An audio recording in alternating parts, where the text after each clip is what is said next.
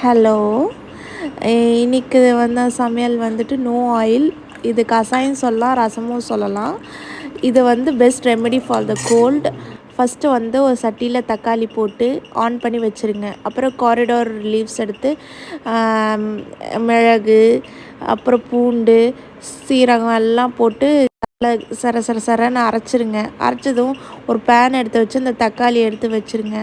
அந்த அரைச்சதை அப்படியே போடுங்க. அதுக்கப்புறம் அந்த பவுடரை போட்டு அடித்து ரசம்